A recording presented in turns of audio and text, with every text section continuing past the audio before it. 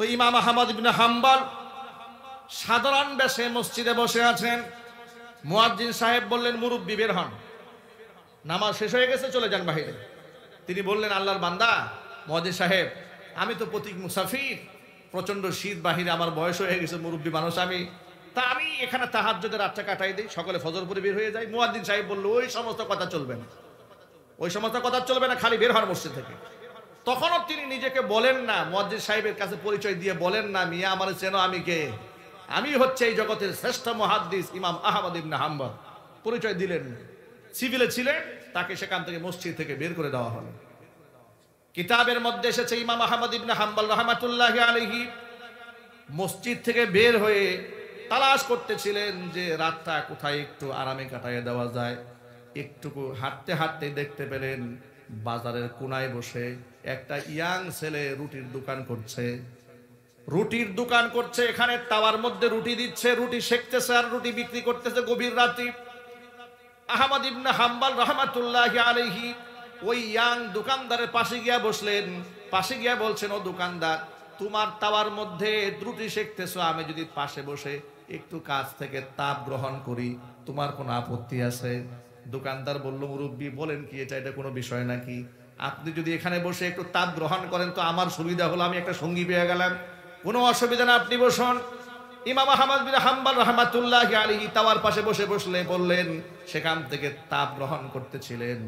আর দোকানদারের কি দোকানদারি করে, কেমনে করে পর্যবেক্ষণ করতেছিলেন। তিনি দেখতে পেলেন এই ইয়াং দোকানদার তাওয়ার মধ্যে যখন রুটি দেয় তখন বলে আস্তাগফিরুল্লাহ, আবার তাওয়া থেকে রুটি যখন উপরে উঠায় বলে আস্তাগফিরুল্লাহ, কাস্টমারের হাতে রুটি যখন দেয় বলে আস্তাগফিরুল্লাহ, টাকা যখন গ্রহণ করে বলে আস্তাগফিরুল্লাহ। জবানের মধ্যে কথায় কথায় তিনি ইস্তিগফার পাঠ করছেন।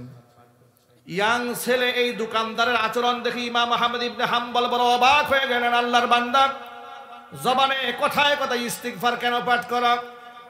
ইয়াং ছেলেটি বলছে, ও পথিক মুসাফির, তুমি তো জানো না ইস্তিগফারের আমল করতে করতে আল্লাহ পাক আমার মর্যাদা কোথায় উঠিয়ে দিয়েছেন। এই জবান থেকে যে দুয়াই করি না কেন, দোয়া করতে দেরি হয়, আল্লাহর কাছে কবুল হতে দেরি হয় না। আল্লাহ তাআলা আমাকে মুস্তাজাব দাওয়া বানিয়ে দিয়েছেন। এই জন্য আমার সকল ভাইদের প্রতি উদাত্ত আহ্বান, জবানে বেশি বেশি ইস্তিগফার জারি রাখবেন। আস্তাগফিরুল্লাহ, আস্তাগফিরুল্লাহ, লা হাওলা ওয়ালা কুওয়াতা ইল্লা বিল্লাহ সব সময় পড়বেন। আল্লাহর হাবিবের গায়ে কোনো গুনাহ ছিল না, অথচ আল্লাহর নবী সাল্লাল্লাহু আলাইহি ওয়াসাল্লাম দিনে 70 বারের ঊর্ধ্বে তিনি ইস্তিগফার পাঠ করতেন। জোরে কোন সুবহানাল্লাহ। আহমদ ইবনে হাম্বল এই ইয়াং ছেলের কথা শুনে হতবাক হয়ে গেল। এ কেমন দোকানদার, কথায় কথায় ইস্তিগফার পাঠ করে। দোকানদার বলে, আল্লাহর বান্দা, আমি আমার জবানে প্রতিনিয়ত ইস্তিগফারের আমল করার কারণে আল্লাহ আমার সম্মান এত এত উপরে উঠিয়ে দিয়েছে। জবানে দোয়া করতে দেরি হয়, আল্লাহ পাক কবুল করতে দেরি করেন না। তবে মুসাফির, আমার মনে একটা কষ্ট আছে, সব দোয়া আল্লাহ কবুল করেছেন, একটা দোয়া কেন যেন এখনো কবুল হয় নাই। আহমদ ইবনে হাম্বল জিজ্ঞেস করেন, আল্লাহর বান্দা, কোন দোয়া তোমার কবুল হয়নি? ছেলেটি বলে, আহমদ ইবনে হাম্বল রাহমাতুল্লাহি আলাইহি নামক এই অঞ্চলের শ্রেষ্ঠতম একজন মুহাদ্দিস আছে, বড় বুজুর্গ আলেম আছে। আমি আল্লাহর কাছে দোয়া করেছি, রব্বুল আলামিন আমার জীবনে একটা বার হলেও যেন ইমাম আহমদ ইবনে হাম্বলের সাক্ষাৎ পাই। যদি কোনোদিন তারে দেখতে পারি, তাকে বুকের সাথে আলিঙ্গন করে কপাল ধরে একটা চুমা দিতে চাই। এই দোয়াটা কবুল হয় নাই, বাকি যত দোয়া আছে সব আল্লাহ পাক কবুল করে নিয়েছেন। এতক্ষণ পর্যন্ত যিনি নিজেকে আড়াল রেখেছিলেন, যুবকের কথা শুনে নিজেকে আর লুকিয়ে রাখতে পারলেন না, দাঁড়িয়ে বললেন, ও যুবক, যে ইমাম আহমদ ইবনে হাম্বলকে দেখার জন্য তুমি আল্লাহর কাছে দোয়া করেছিলে, আল্লাহ পাক ওই ইমাম আহমদ ইবনে হাম্বলকে তোমার রাতের সাথী হিসেবে তোমার দোকানের মধ্যে আল্লাহ নিজে পাঠিয়ে দিয়েছে। পরিচয় দিলেন, বুকের সাথে আলিঙ্গন করলেন, কপাল ধরে চুমু খেলেন, আল্লাহ পাকের শুকরিয়া আদায় করলেন। ঘটনা থেকে কয়েকটা শিক্ষা পাওয়া যায়। এক নাম্বার শিক্ষা হচ্ছে, নিজেকে কখনো বড় করতে নাই। আল্লাহর ওলিরা নিজেকে কোনোদিন বড় মনে করে নাই, কোনোদিন নিজেকে অহংকার করে মানুষের সামনে উপস্থাপন করে নাই। কিন্তু আমাদের কথার মধ্যে অহংকার, চলার মধ্যে অহংকার, আমাদের আচরণের মধ্যে অহংকার আছে না নাই? কথা বলে না কেন? আল্লাহর হাবিব রাহমাতুল লিল আলামিন ১৫০০ বছর আগে ঘোষণা করেছেন, লা ইয়াদখুলুল জান্নাতা মান কানা ফি কলবিহি মিসকালু হাববাতিন মিন কিবরিন। একেবারে দানা পরিমাণ যদি অহংকার কারো কলিজার মধ্যে থাকে, ওই ব্যক্তি জান্নাতে যেতে পারবে না। এই কথা সাহাবীরা শোনার পরে জিজ্ঞেস করলেন, ও আল্লাহর নবী, কিছু মানুষ তো এমন আছে সুন্দর টুপি পরে, সুন্দর জুতা পরে, সুন্দর জামা পরে, এটা কি অহংকারের অংশ কিনা? হুজুর বললেন না, ইন্নাল্লাহা জামিলুন ইউহিব্বুল জামাল।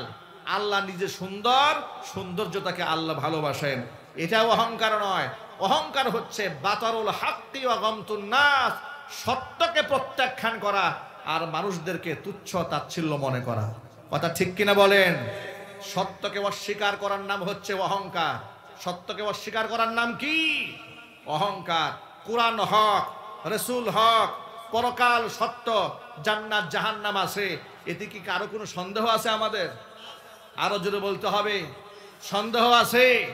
জীবনের শুরু থেকে শেষ পর্যন্ত, আমার জীবনের শুরু থেকে আমার মৃত্যু পর্যন্ত প্রতিটা পদক্ষেপে আল্লাহর কোরআনের শাসন ব্যবস্থা মানতে হবে। এটা আল্লাহর নির্দেশ। এটা কি আমরা পালন করতে পারবো ইনশাআল্লাহ? একটু জোর আওয়াজে বলতে হবে, পারবো ইনশাআল্লাহ। আল্লাহর কোরআনের বাহিরে যাওয়ার কি আমাদের কোনো সুযোগ আছে? ঈমানের পথে অবিচল থেকে আমার মরণ যেন হয়। ঈমানের পথে অবিচল থেকে আমার মরণ যেন হয়। তোমারই কাছে মিনতি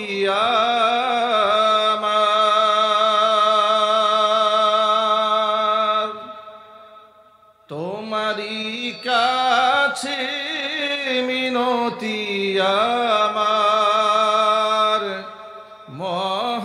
মহামহিম দয়াময়। ঈমানের পথে অবিচল থেকে আমার মরণ যেন হয়।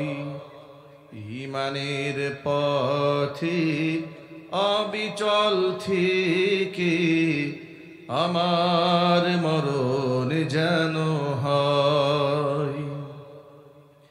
প্রতিদিন মিথ্যে মুখোমুখি হই, বেদিন ফাসেকেরা করে হইচই।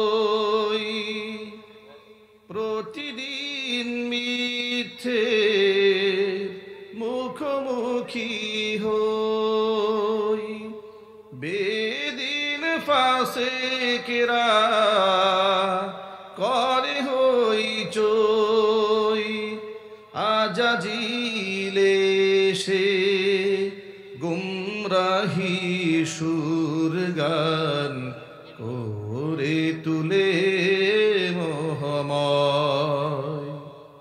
আজাজিলে সে গুমরাহি সুর গান করে তুলে মোহময়। ঈমানের পথে অবিচল থেকে আমার মরণ যেন হয়। তোমারই কাছে মিনতি আমার, তোমারই কাছে মিনতি আমার, মহামহিম দয়াময়। ঈমানের পথে অবিচল থেকে আমার মরণ যেন হয়। ঈমানের পথে অবিচল থেকে আমার মরণ যেন হয় ঈমানের পথে অবিচল থেকে আমার মরণ যেন হয়।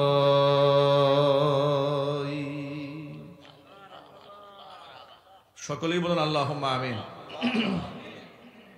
ঐতিহ্যবাহী গাজীপুর জেলার অন্তর্গত কালিয়াকুর উপজেলা ওলামা কল্যাণ পরিষদ কর্তৃক আয়োজিত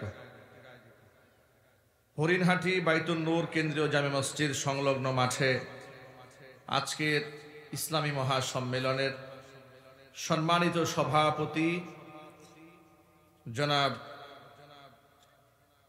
আলহাজ মাওলানা নজরুল ইসলাম সাহেব, সভাপতি গাজীপুর কালিয়াকুর উপজেলা উলামা কল্যাণ পরিষদ, মোহতারাম সভাপতির নেক হায়াত আল্লাহ তাআলা দারাজ করেন, তার খিদমাতের ওয়াসাআতকে আল্লাহ তাআলা বৃদ্ধি করে দেন।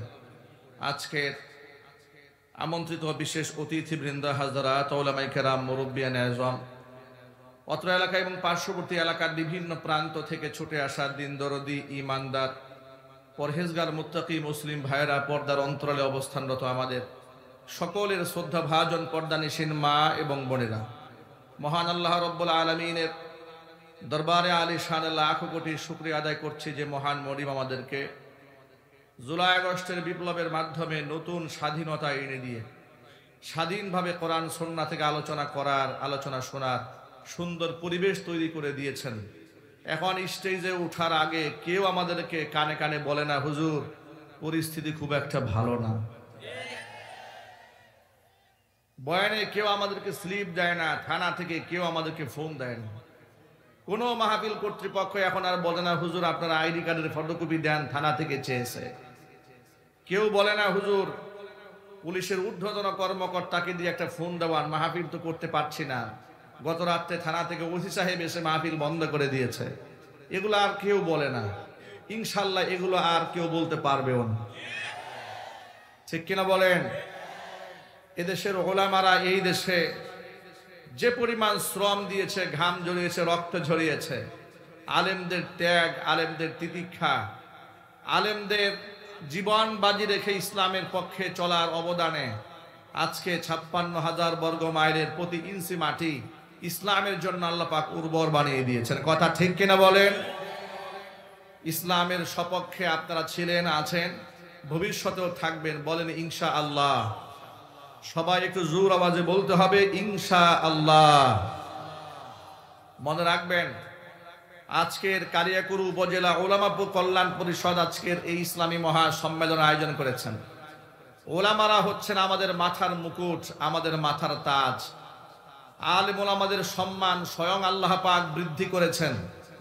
নবী করিম সাল্লাল্লাহু আলাইহি ওয়াসাল্লামের অসংখ্য হাদিস দ্বারা ওলামাদের শান মান ফুটে ওঠে।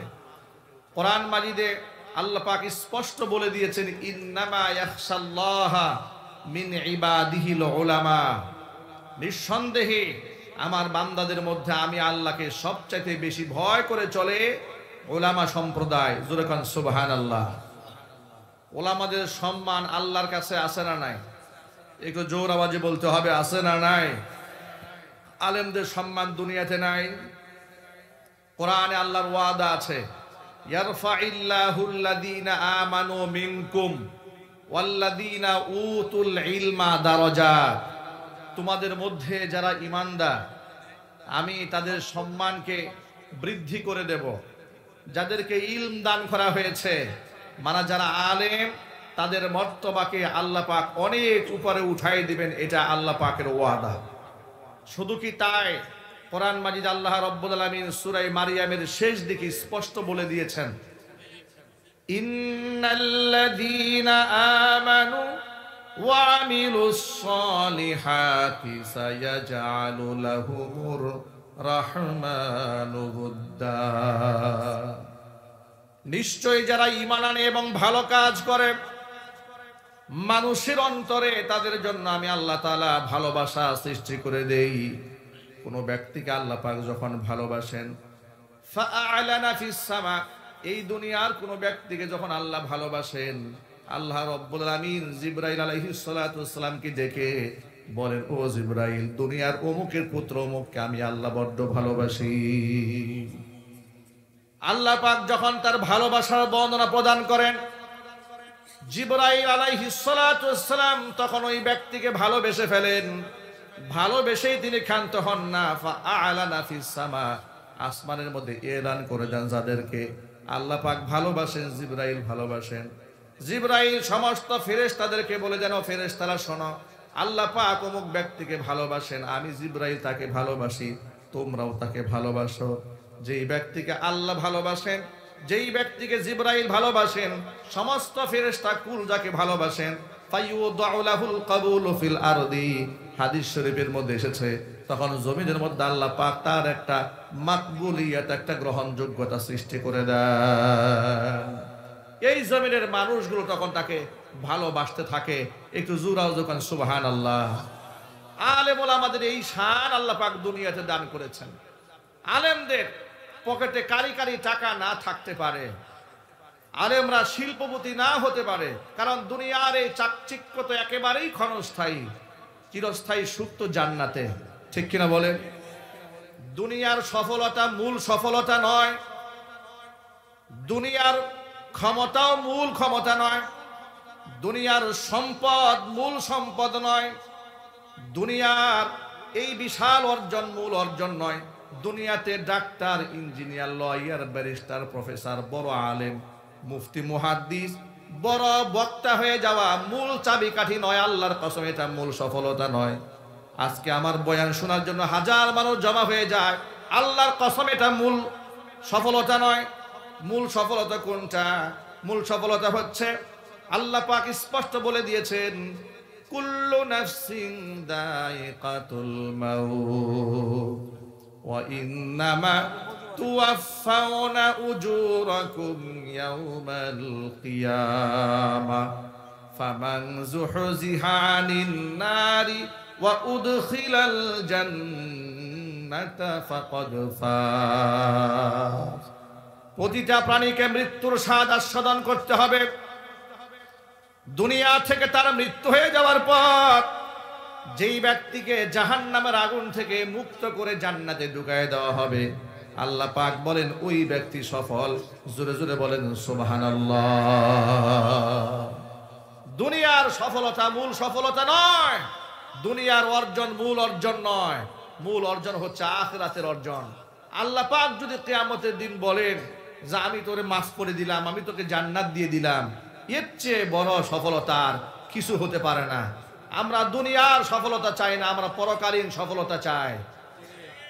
কারা কারা পরকালীন সফলতা চান? হাত দেখান। আল্লাহ কবুল করেন, জোরে কোন আমিন। হাত নামা।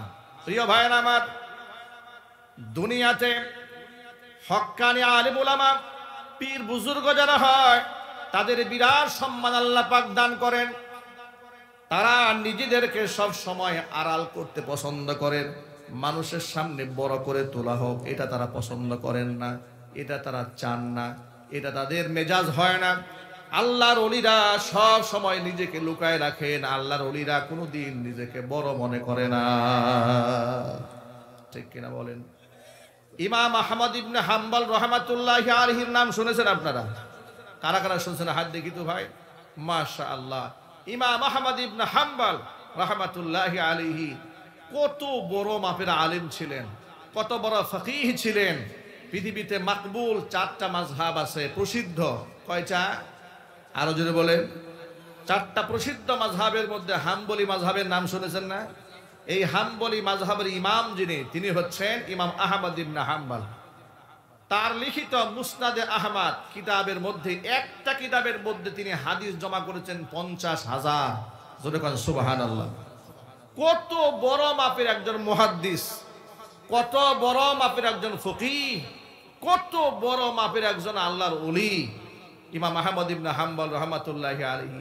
50,000 হাদিস এক কিতাবে জমা করেছেন, অথচ নিজেকে তারা কিছুই মনে করতেন না। আর আমরা 2টা চটি বইয়ের মধ্যে 2টা বাংলা তরজমা পড়ছে হাদিসের, এর গরমে এলাকায় ইমাম সাহেব থাকতে পারেন। কথা ঠিক কিনা বলেন? গার্মেন্টসে চাকরি করে, কে যেন বুঝাই দিছে যে আমিন জোরে পড়তে হবে, এটা বাংলা তরজমার মধ্যে পড়েছে, বুখারী শরীফের আছে। এইটা তরজমা দেখার পর থেকে এখন উনি মনে মনে বলে, হুজুররা কি পড়ে আর কি পড়ায়, আমার চাইতে বড় মুফতি কি আর আছে, বড় মুহাদ্দিস আর আছে? হুজুররা 12 বছর কি লেখাপড়া করলো? উনি চটি বই পড়ে তার ইলমের গরমে গার্মেন্টসের কর্মীরা ঠিক থাকতে পারতেছেন, প্রায় সময় ঝগড়া লেগে যায়, কথা বলতে হবে, ঠিক কিনা বলেন? অথচ আল্লাহর ওলি ইমাম আহমদ ইবনে হাম্বল এত বড় মাপের একজন আলেম, তিনি সফরে যাচ্ছেন, এমন সময় কোন একটা মসজিদে এশারের নামাজ জামাতের সাথে আদায় করেছেন। বাহিরে প্রচন্ড শীত, তো তার কাছে পর্যাপ্ত পরিমাণ শীতের কাপড় চাপড় নাই। আল্লাহর ওলিরা তো সিমসাম জীবনযাপন করতেন, তো খুব শীত। তিনি মসজিদে জামাতে এশারের নামাজ পড়ে মসজিদের এক কর্নারে বসে তিনি জিকির আজকার করছেন, তাসবিহ তাহলিল করছেন। মনে মনে সিদ্ধান্ত নিলেন যে আমি রাতটা এখানে ইবাদত করে কাটিয়ে দেই, সকাল হলে ফজর পরে এখান থেকে বিদায় হয়ে যাবে। মুয়াজ্জিন সাহেব আসলেন, দেখেন একজন মুরব্বী বসে আছেন। মুয়াজ্জিন সাহেব মুরব্বীকে বলছে, মুরব্বী আপনি বের হন মসজিদ থেকে, নামাজ শেষ হয়েছে না? বলে নামাজ শেষ হয়েছে। তো নামাজ তো শেষে বসে আছেন কেন? মুরব্বী বললেন, দেখুন আমি তো পথিক মুসাফির, তা আমি নিয়ত করেছি যেহেতু বাহিরে প্রচন্ড ঠান্ডা, রাতটা এখানে সারা রাত আমি ইবাদতে কাটাই, ফজরের নামাজটা জামাতে পড়ে এখান থেকে বের হয়ে যায়। বেচারা মুয়াজ্জিন তাকে চিনে নাই, আর তিনি এমন লোক না নিজের পরিচয় দেখাবেন, হেডাম দেখাবেন।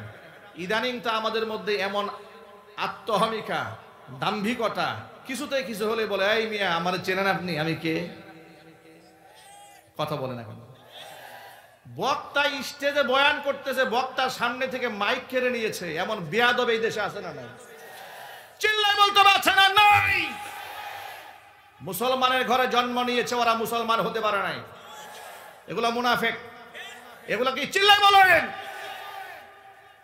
আল্লাহর হাবিব বলেছেন, আল্লাহর নবী বলেছেন, মাল্লাম ইয়ারহাম সগীরানা ওয়া লাম ইউক্কির কাবীরানা, যেই ব্যক্তি আমার ছোটকে স্নেহ করে না, বড়কে সম্মান দেয় না, আলেমদের ইজ্জত যারা দেয় না, নবীজি সাল্লাল্লাহু আলাইহি সাল্লাম বলেছেন ওরা মুসলমানের ঘরে জন্ম নিলে ওরা আমি নবীজির উম্মত হতে পারে না।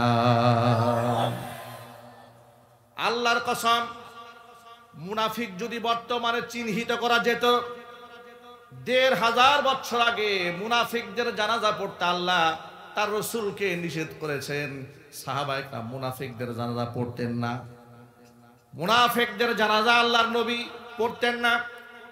যদি ওহির মাধ্যমে নিশ্চিত হওয়া যেত, যেহেতু নবুয়তের দরজা বন্ধ হয়ে গেছে, ওহির দরজা বন্ধ হয়ে গেছে, আমরা কনফার্ম কোনো ব্যক্তিকে সরাসরি মুনাফিক বলতে পারি না। তবে মুনাফিকদের কিছু আলামত কিছু লোকের মধ্যে আমরা দেখতে পাই। যদি কনফার্ম হওয়া যেত, এই যে জানাজার যে আনুষ্ঠানিকতা গোটা বাংলাদেশে আছে, আস্তিক নাস্তিক, নামাজি বেনামাজি, কোরআনের বিরুদ্ধাচরণ করেছে, আলেমদেরকে মৌলবাদ বলে গালি দিয়েছে, জঙ্গিবাদ বলে গালি দিয়েছে, এই রকম লোক এরা যদি মারা যেত, উলামায়ে কেরাম সংঘবদ্ধ ফতোয়া দিতেন ওর জানাজা পড়া জায়েজ নাই। কথা বলতে হবে, ঠিক কিনা? কিন্তু যেহেতু আমার কাছে আপনার কাছে নতুন করে আর ওহী আসে না, এই জন্য বলা যায় না। কিন্তু আলামত দেখে বোঝা যায় এর জানাজা পড়া যে কথা, না পড়াও একই কথা। ভাইরা আমার, এই জন্য মুনাফিক হওয়া যাবে না। মুনাফিক ইসলামের সবচাইতে বড় ক্ষতি করেছে যুগ যুগ ধরে। মুনাফিক কাকে বলে শোনেন? মুনাফিক অন্তরে ইসলাম বিরোধিতা লালন করে, কিন্তু বাহ্যিকভাবে মুসলমানদের কাছে বোঝায় আমি মুসলমান। ঠিক কিনা বলেন?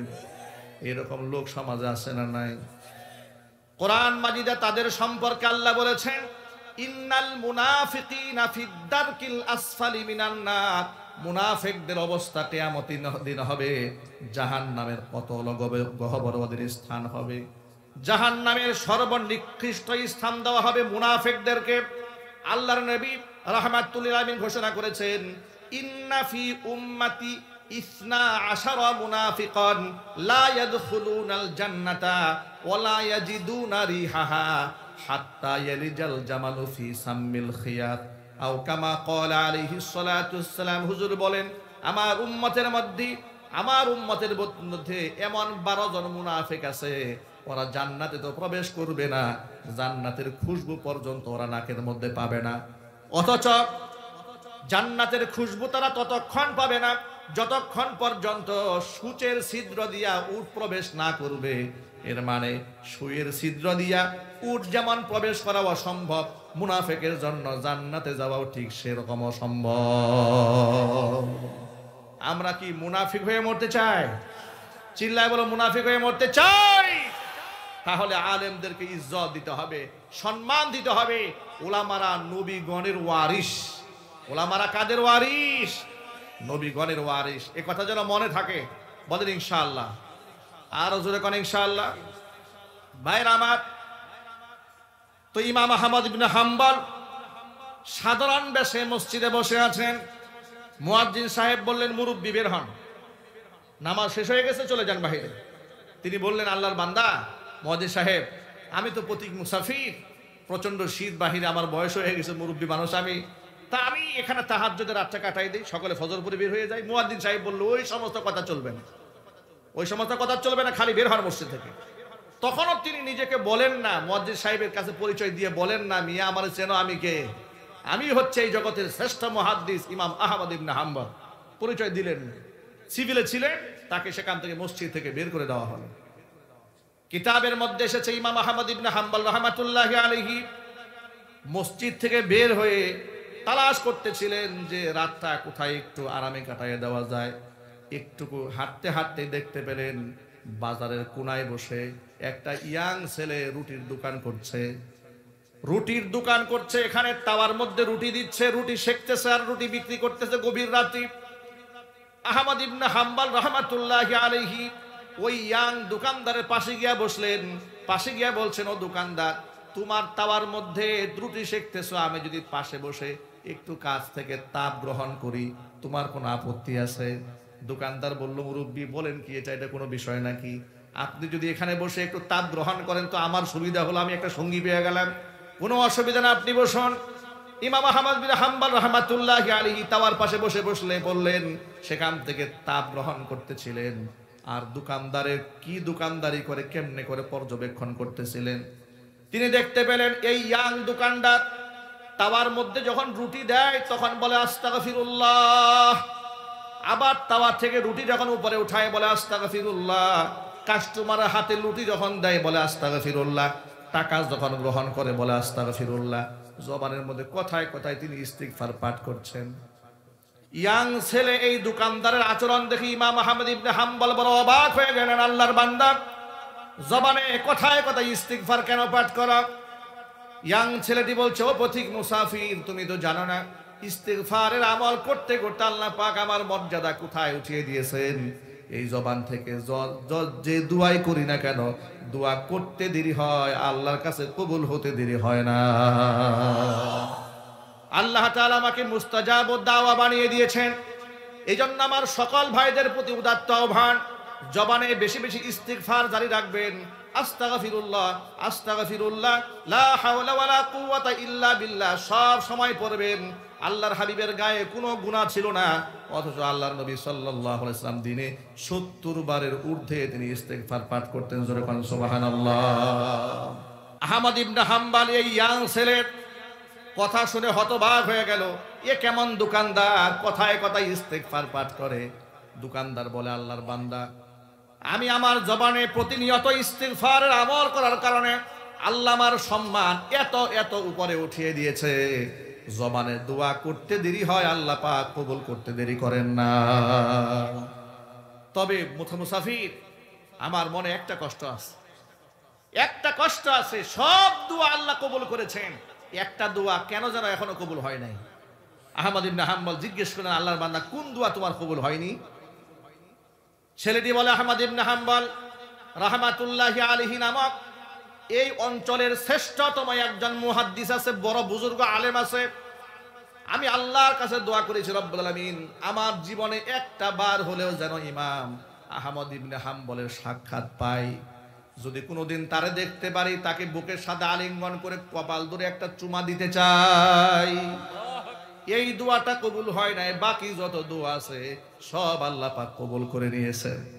এতক্ষণ পর্যন্ত যিনি নিজেকে আড়াল রেখেছিলেন, যুবকের কথা শুনে নিজেকে আর লুকিয়ে রাখতে পারলেন না, দাঁড়িয়ে বললেন, ও যুবক, যে ইমাম আহমদ ইবনে হাম্বলকে দেখার জন্য তুমি আল্লাহর কাছে দোয়া করেছিলে, আল্লাহ পাক ওই ইমাম আহমদ ইবনে হাম্বলকে তোমার রাতের সাথী হিসেবে তোমার দোকানের মধ্যে আল্লাহ নিজে পাঠিয়ে দিয়েছে। পরিচয় দিলেন, বুকের সাথে আলিঙ্গন করলেন, কপাল ধরে চুমো খেলেন, আল্লাহ পাকের শুকরিয়া আদায় করলেন। ঘটনা থেকে কয়েকটা শিক্ষা পাওয়া যায়। এক নাম্বার শিক্ষা হচ্ছে, নিজেকে কখনো বড় করতে নাই। আল্লাহর ওলিরা নিজেকে কোনোদিন বড় মনে করে নাই, কোনোদিন নিজেকে অহংকার করে মানুষের সামনে উপস্থাপন করে নাই। কিন্তু আমাদের কথার মধ্যে অহংকার, চলার মধ্যে অহংকার, আমাদের আচরণের মধ্যে অহংকার আছে না নাই? কথা বলে না কেন? আল্লাহর হাবিব রাহমাতুল লিল আলামিন ১৫০০ বছর আগে ঘোষণা করেছেন, লা ইয়াদখুলুল জান্নাতা মান কানা ফি কলবিহি মিসকালু হাববাতিন মিন কিবরিন। একেবারে দানা পরিমাণ যদি অহংকার কারো কলিজার মধ্যে থাকে, ওই ব্যক্তি জান্নাতে যেতে পারবে না।